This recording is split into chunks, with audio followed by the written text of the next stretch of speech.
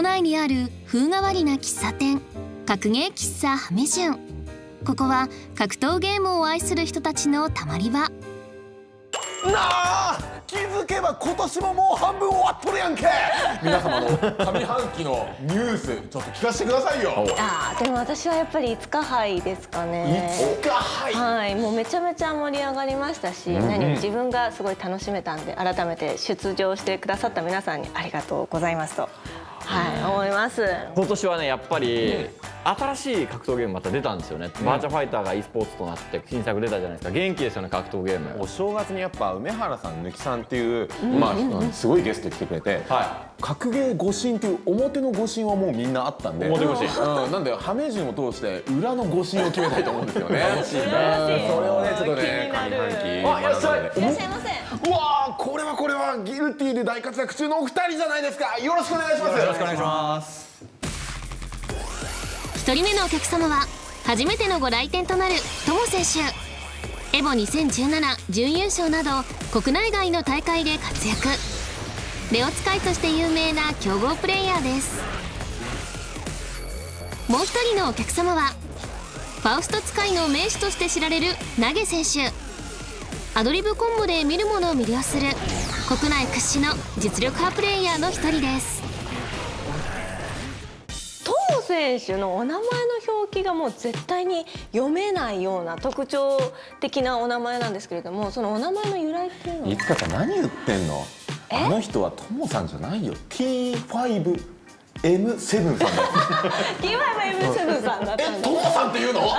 格ゲーマーあるじゃないですか、リングネーム、ね、みんなあって自分の名前もじってって考えたんですけど、トモってめちゃくちゃ、ありふれた名前プレイヤー多分いっぱいいらっしゃいますよね。いるじゃないですか。それでも一緒になりたくねえしな、どうしようっつってちょっと色気出して、トモの O の部分、ローマ字のそこに自分の誕生日の5月7日を入れて、で強引にトモって読むようにしたんですよ。めちゃくちゃ分かりづらいですよね。投げさんが言うと説得力すごい。最初読めなかったね、本当に。投げさんが言うと説得力すごいな。2人がですねギルティギアに出会うまでのゲーム遍歴から聞いていきたいと思います。小さい頃から、家族旅行とか行った時に、ホテルの下にゲーセンがありますね。併設されてたりみたいなところでガチャガチャやってたのはバーチャファイターで、でも中学ぐらいからサブカルの道に目覚め、アニメとかそういう声優大好きになり、で友達から、声優めっちゃ豪華なゲームあんだけどやってみないってなって「何これ?」って言って、それがギルティギアで、最初使ったのはもう若本さんがやってるジョニーで、でもこの回かっこいいってなって、でコンボとか動画見て練習して、で友達と身内とやるようになったっていうのがギルティギアの出会いになってますね。ギルティギアゼクスとかですかね。青色が出たぐらいの時ですね。でもいい時に入りましたね。ですね。みんな盛り上がって。そうなんですよ。僕はですね、家の近くにゲームセンターがあって、で結構小さい頃からそこに通ってたんですよ。ゲーム全般好きだったんで、いろんな格闘ゲームやったりとかをしてたんですよね。でその時確かゼックスとかが置いてあって、ファウストっていうキャラクターがすごい変わった動きしてたんで、それで少しやるようになったっていうのが最初ですかね。本当もうちょっと遊んで、終わりみたいな、大会とかも全然出なかったですし、そういうとこから気づいたらずるずると、今に至るって感じなんですけど。いやもうみんなそうですよ。もうみんなそうですから、安心してください。長年ねここまでギルティギアシリーズをプレイしてきたお二人にとってどこがその最新作のいいところなのかってとこちょっと聞いてみたいんですけども。コンセプトとして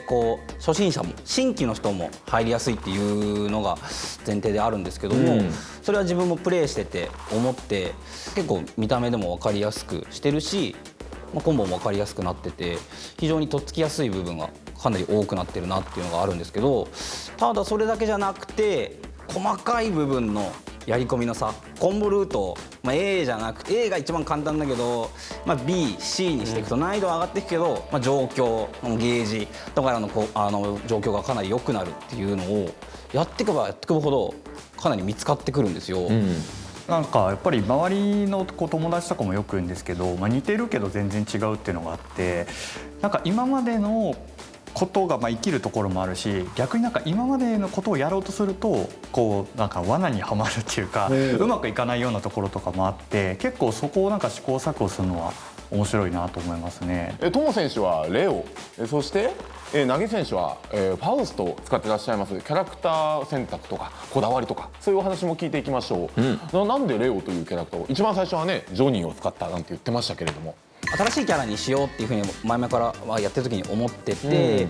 なんかレオに運命のようなものを感じてですね、何がいいってなんか結構ファジー潰しとか、あと置き攻めに投げ無敵重ねられるとか、あと当て身もあったりとかっていうところの読み合いを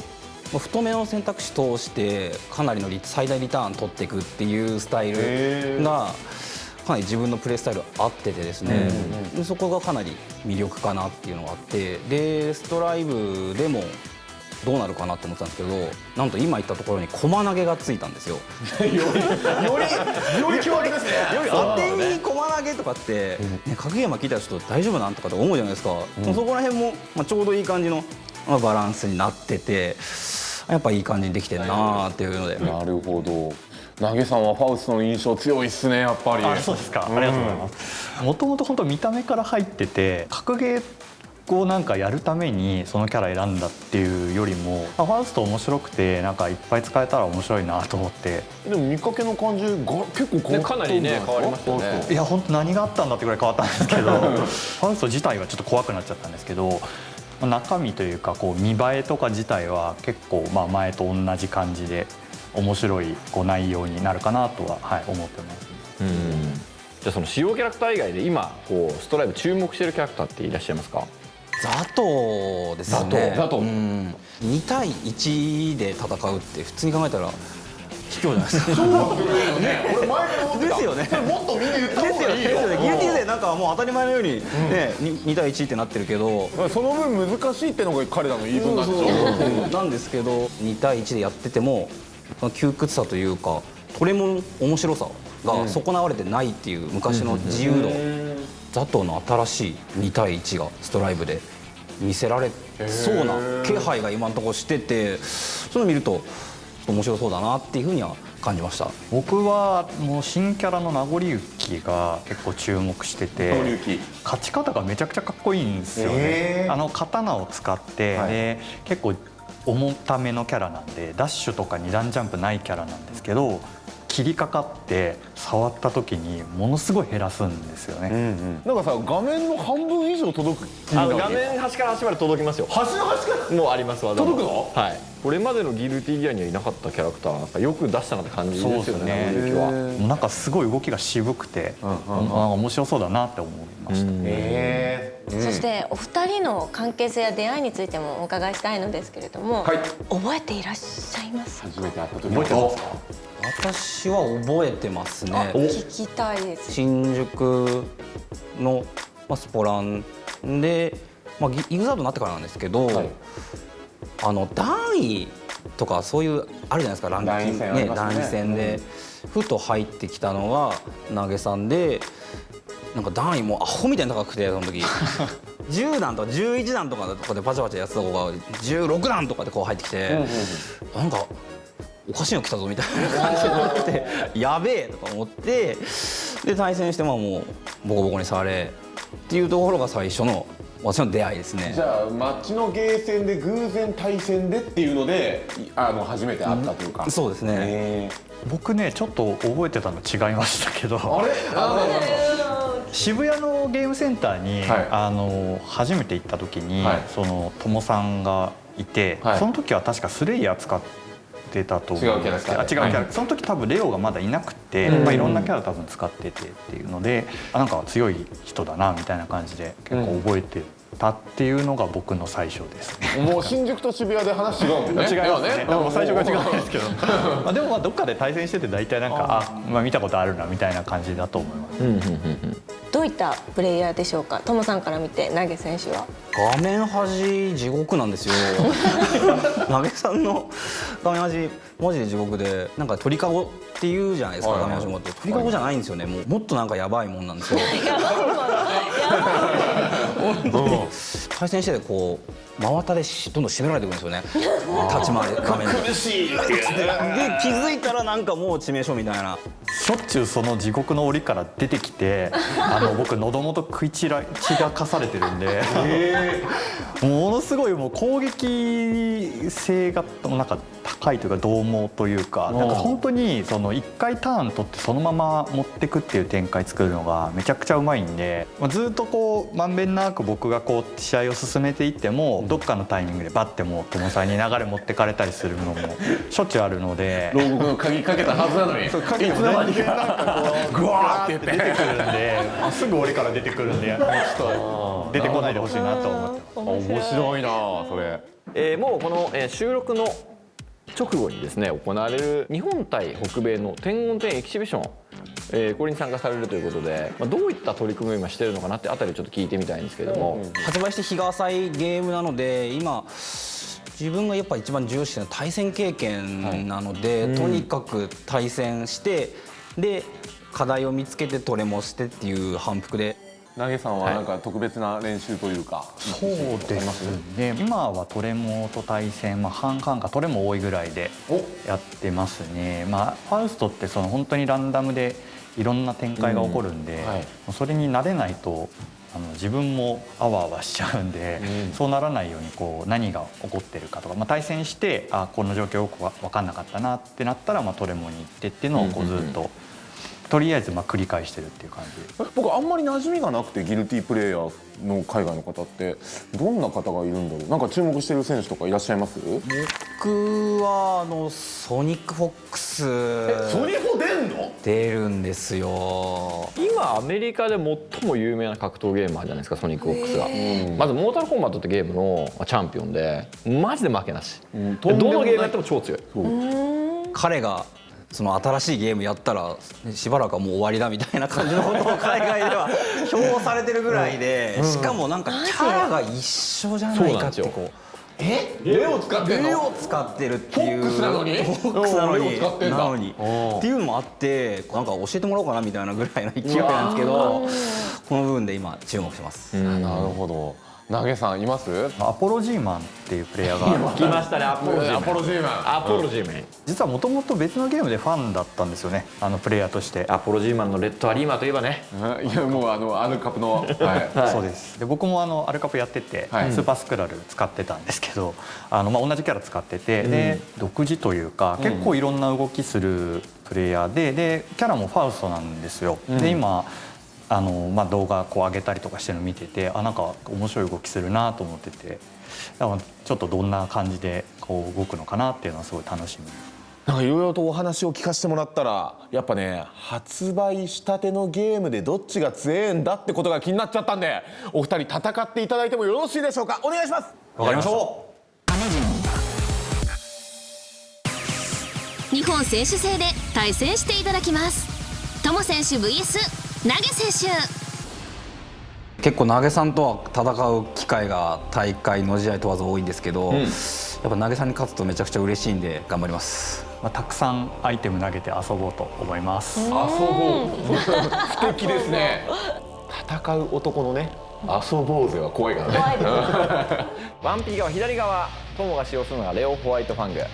そして 2P 側右側が投げの使用するファウストです。まずレオっていうキャラクターは、飛び道具と、無敵対空みたいな技を持ってるんですけど、ため技があったり、あとこう背を向けるブリオンヒルドの構えっていうのがあるんですけど、構えに行くとガードはできなくなるんですけど、マジで見てからガードできない中下段の2択、そしてそこから駒投げ、そして当て身なんかがあったりして、かなりその攻撃攻めに転じた時にものすごい爆発力を持っているキャラクターですね。で対するこのファウストは、かなりそのトリッキーな動きができるキャラクターなんですけど、特徴的なのはやはり物を投げる、何が出るかな、これを投げると何かが出るんですね。その何かはランダムなんですが、これを使ってそれに合わせて攻め込んでいく、もしくはそのリージョンの長さを使って牽制していくというキャラクターがある。めちゃめちゃ出る。はい、まずはファースト軍団とともに攻めを展開しましたが、バースト、そして攻守を切り替えてめったがり、これ相手がアフロになるんですけども、アフロになるとこのアフロにもやられ判定があるんで、そんなバその普段できない攻めができますね。ここは紫キャンセルですが、コンボにはつながらず体力リードは相当投げ、ここからしかし一度レオもね攻め込むことができれば強烈な攻めは待っていますがどうでしょう。画面の端と端に離れて牽制、そしてジャンプで内側に入っていきます。投げかなり体力リードを取っています。ネツカからの攻めだ。おっと入れ替わっている。後ろからこのムルヒドの構え攻めを展開しましたが、ここで切り替え出方切り返しましたね。アイゼンシュトルム。さあこの画面足生かせるか。いやドリル。まず1試合目1ラウンド目は投げがいいペースで遠距離戦要所要所でね過去に見たことある技は出てるんですけれども、はいもうやっぱり使い勝手が違ったら、うわこれ初めて見ましたね。これ投げで切り返した。そして画面足アフロを繰り出して相手にアフロを取らせることに成功。こうなるとかなり頭側の判定が大きくなってますよ。これを使ったジャンプ系今中段になってますね。普段なら当たらないんですけれどもアフロ状態なので上りジャンプ系がパリーンしゃがみをできない。そして壁を割って大幅にリードを取っています。バナナバナナこれを食うと回復するんですが、その食ったところに皮がそして食べた。ワープ紫から紫決まった。ここはなんとかバーストで返しましたが体力がもうないぞ。ここからとも反撃、いやー削りになりました。熱化訓練での削り、まず1試合目取ったのは投げのハウスト。ハウスとなんか見かけの怖さはすごいけど面白さは変わんないんですね。トリッキーなところはね、はいそのままトモレオとしてはちょっと攻めに転ずる機会があまりなかったですね。やはりこの投げの立ち回りのうまさ、ついに入ってきたか。いやここは早めのバースト。バーストは画面の下体力ゲージの下にあるこのバーストゲージがある時だけできる、緊急回避ですね。これをすることで相手のコンボから逃れてきました。またアフロになってしまった。しかし空中からの攻め、ここはさあ来ました。ブルーフィールドからの展開。さあ壁に貼り付けてしっかりと割っていきます。これで大幅に相手壁を割ることでポジティブ状態になっていてトロフィーを燃焼ゲージがねたまりやすくなってますよ。体力リードはトモですが上から上引きを使った攻めです。しかしここはグラビットバーの飛び道具を使っていく。跳ね返したダストで跳ね返す。跳ね返すことができます。上からの攻め中段、これはなんとかガードが間に合いました。さあどうなるか。バーストを持っているのはトモだけ。そしておっとフレディコ上から紫から着地に投げてここまでじゃ問題ですがダウン1で倒しきる。バーストできない。これで投げリーチです。攻め込みたいトモに対してやはりこのファーストというかこのリーチの長い牽制、そしてアフロは消えた。助かりました。ジャンプ攻撃からしかししゃがみ歩き、これを使うことでリアル判定を小さくした。バナナが来たぞ。食べると自分の後ろにバナナの皮がある。めった狩りアフロ状態。ジャンプ D からネツカ CB ファースト正体が来てたまらずバスターが体力差がかなり開いている。ここはダストで跳ね返そうとしたところでしたが間に合わず。の策はあるのか。トモが裏に回ってしかしここはバースト早めに切り返していきます。体力リードは詰まっていません。上からなんとかガード。さあこの反撃パニッシュが出ている。そしてロマキャンからの置き攻め重視だ。ジャンプで決まった。投げを回避してストレート勝利を果たしたのは投げ。おめでとうございます。まずは見事勝利を果たした投げ選手、いかがだったでしょうか。実はレオとの対戦経験そんななかったんですけど、なんかトモさんが仕掛けてくる匂いがすごく感じ取れたんで、重視がしたってことなんかやばいなと思ってたんで、ちょっと仲の良さが出たなと思いました。なるほど。普段やってるからこそ。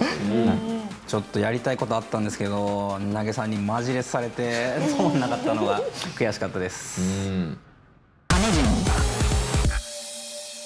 これは格ゲーマーたちのユニットデビューを追うドキュメント、格ゲーマーユニットプロジェクト仮。格ゲーマーが歌って踊る、そんな前代未聞のプロジェクトを仕掛けるのはこの男。一直線にアイドルやってもらいたいなっていう気持ちがあって、この短期間の間にどれだけ頑張れれば成長してもらいます。番組が彼らを追って4ヶ月が経過。デビューが近づく中、この日メンバーたちが集められた理由とは。合宿っていうもの自体がすごいあんま経験したことないんで、どんな感じなんだろうなっていうのはありますね。そう、この日から強化合宿がスタート。不安ですねこの2日間の集中トレーニングで、しっかり体に、なじませたいなという感じですね。楽曲が完成し、1曲を通しての振り付けが出来上がった。合宿のメインの目的はその振り付けを体で覚えること。とにかくこの合宿ではもう1曲まるまるしっかりみんなの体に染み込ませて帰るっていうつもりで来ました。そして合宿がスタート。まずはいつも通り筋トレ、アイソレーションなど基礎トレーニングから始めていきます。せーの、じゃじゃんじゃんじゃんじゃんじゃんじゃん5、6、7、8歩いた。曲の中で目まぐるしく変わるフォーメーション。立ち位置とタイミングを記憶してスムーズに踊りの中で移動していかなければいけません。こんなんすか？チャラチャラ、こんな早くない。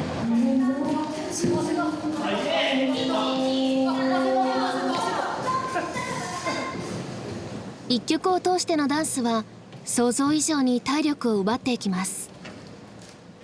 やっぱめちゃめちゃ音に合ってて踊って気持ちいいですね。ただやっぱ速いのでそこだけはやっぱかなり練習化されて慣れないと厳しそうだなっていう。振り自体は分かるんですけど、だけど音楽に乗せた時にすごくスピード感があるんで、まだまだちょっと時間が必要だなっていうのはこの合宿ですごく今感じてます。合宿2日目からは川野選手も合流。しかし今回の合宿にはもう一つの裏テーマが設定されていた。歌やるらしいんですけど、ちょっとそこしか不安がないです。ダンサーと DJ の2人が歌う。一体これはどういうことなのか、次回明らかに。そろそろ閉店のお時間となりました。いつかちゃん、感想を聞かせてください。はい、やっぱりもう戦いがすごく楽しくて展開めちゃめちゃ早かったんですけど、ファウストのアイテムも面白かったんですけど、レオの駒投げ見たかったんで、もうぜひ次来た時ぜひその駒投げを見せていただけたらなって思います。面白い戦い見るとやりたくなりますね。ソルがすっごい強いらしいんでやろうと思ったし、あと本当に今日は大事なことを教えてもらいました。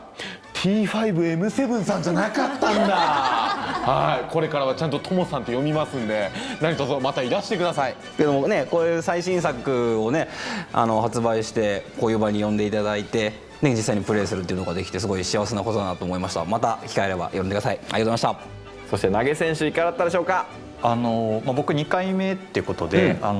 以前も呼んでもらったんですけども、今日も楽しくおしゃべりとか、対戦させてもらって嬉しかったなと。ということでですね、今夜の格撃喫茶ハメジュン、お客様はトモ選手そして投げ選手のお二人でした。ありがとうございました。次回はストリートファイター5チャンピオンエディション特集。時田選手と孫選手がご来店。お楽しみに。